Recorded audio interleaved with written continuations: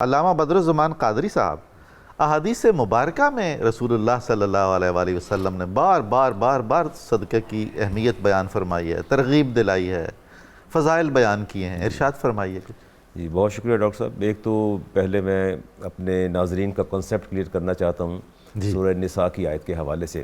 اللہ تعالیٰ فرماتے ہیں ما انفقتم من شیء، تم جو کچھ بھی خرچ کرتے ہو فہو یخلفہ، میں اس کا نعم البدل ضرور عطا کرتا ہوں۔ اللہ اکبر۔ یعنی یہ کنسیپٹ کلیئر ہونا چاہیے ایک مسلمان مومن کا، وہ جو بھی خرچ کرے گا اللہ کا وعدہ اس کو متبادل ضرور عطا فرمائے گا، وہو خیر الرازقین، اور سب سے بہتر رازق وہی ہے۔ میں آپ کے انٹرو میں آپ نے بڑی زبردست بات فرمائی کہ عصر حاضر میں لوگ انگزائٹی کا شکار ہیں، ڈپریشن کا شکار ہیں اور اسٹیٹ آف مائنڈ میں چلے جاتے ہیں، اور آپ نے فرمایا کہ وہ اس کے لیے صدقہ جو ہے بیسٹ پاسبل سلوشن ہے۔ بڑا لطف اور سکون محسوس ہوتا ہے۔ میں اب آپ ہی کی بات کو، آپ کی بات کے پیچھے جو ہے احادیث کا ہے وہ سبحان اللہ سبحان اللہ۔ طلحہ بن عبید اللہ اپنی زوجہ کے پاس حاضر ہوتے ہیں، تشریف لاتے ہیں، فرماتی کیا بات ہے، 2-3 دن سے میں دیکھ رہی ہوں آپ بہت مغموم ہیں، کوئی ایسی بات بھی نہیں ہے۔ فرماتے ہیں میرے دل پر بہت بوجھ ہے، مجھے سمجھ نہیں آتی کہ یہ بوجھ کیسا ہے، اچھا، اور عجیب سا غلاف اور غبار میرے دل پہ ہے غم کا۔ تو فرماتی ہیں میں آپ سے ایک بات کہتا ہوں، اگر محسوس نہ کریں، فرماتی ہیں پیسہ ہمارے پاس زیادہ آ گیا ہے، آپ ایسا کریں کہ اپنے اقربا کو رشتہ داروں میں تقسیم کر دیں۔ صبح اٹھے، پیسہ رشتہ داروں میں تقسیم کیا، اور شام کو زوجہ سے کہتے ہیں کیسی اچھی بات کی، میرے دل کا سارا بوجھ اتر گیا ہے، بوجھ پر تکلیف جاتی رہی۔ رسالت مآب علیہ السلام کے پاس ایک شخص حاضر ہوا اور اس کی یا رسول اللہ مجھے موت سے بہت ڈر لگتا ہے، میں بہت گھبراتا ہوں موت سے۔ فرمایا تجارت کرتے ہو؟ کہا جی۔ فرمایا تیرے پاس پیسے زیادہ تو نہیں ہوتے؟ پیسے زیادہ ہے۔ کمال ہے۔ اس مال کو اللہ کی راہ میں صدقہ کر دو، کیونکہ انسان کا مال دل سے بندھا ہوتا ہے۔ یہ قول ہے فطرت کے عظیم ترین نباز اعظم کا۔ سبحان اللہ، بالکل ایسا ہے۔ فرمایا انسان کا دل مال سے بندھا ہوتا ہے، جدھر اس کا مال جاتا ہے اس کا دل بھی وہیں جاتا ہے۔ فرمایا کہ تم مال اللہ کی راہ میں دے دو گے، صدقہ کر دو گے، تمہارا دل بھی رب کے پاس جانے کے لیے کرے گا۔ تو پھر آپ نے ارشاد فرمایا صحابہ اپنے تعلق اور نسبت کو رب سے مضبوط کرو۔ تو پوچھے یا رسول اللہ رب سے تعلق کو کیسے مضبوط کیا جائے؟ فرمایا بکثرت ذکرکم لہو، آپ اللہ کا ذکر کثرت سے کیا کرو، وکثرت الصدقات فی السر والعلانیہ، اور صدقہ کرو پوشیدہ بھی اور اعلانیہ بھی، دونوں صورتوں میں۔ تو کہا یا رسول اللہ ہمیں اس کا کیا فائدہ ہوگا؟ آپ یہ بھی فرما دیجیے۔ فرمایا تو جرو، تمہیں اس کا اللہ اجر عطا فرمائے گا، وتحمدو، اور تم قابل ستائش رہو گے، وترزقو، اور تمہاری اللہ شکستگیاں دور فرما دے گا اور تمہیں بہترین رزق عطا فرما دے گا۔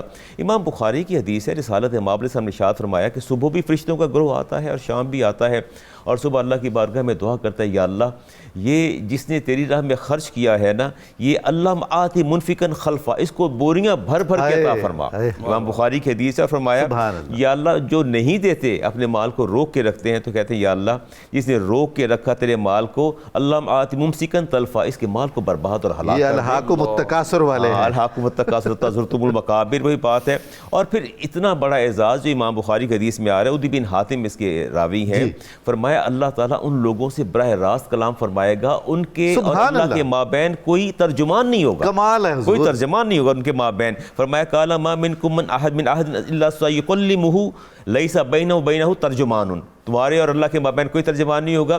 اپنے رائٹ پہ دیکھے گا تو وہی جو اس نے آگے صدقہ کیا ہوگا، لیفٹ پہ دیکھے گا تو وہی جو اس نے صدقہ کیا ہوگا، سامنے دیکھا دوزخ کی آگ دہک رہی ہے، پریشان ہو جائے۔ شرف کلام الہی کی بشارت دی گئی ہے، سارے جہان قربان کیے جا سکتے ہیں، سبحان اللہ۔ اور ان لوگوں کو بشارت دی گئی جنہوں نے اللہ کی راہ میں خرچ کیا، کمال، اللہ ان سے اور بغیر ترجمان کے کلام فرمائے گا، اپنی شان کے لائق کلام فرمائے گا۔ اور پھر میرے نبی نے فرمایا فاتقوا النار ولو بشق تمرۃ، اے صحابہ تم ایک کھجور کا ٹکڑا دے دو صدقہ، لیکن اس سے جہنم کی آگ سے تم بچو، جو تمہارا بچنا بڑا ضروری ہے۔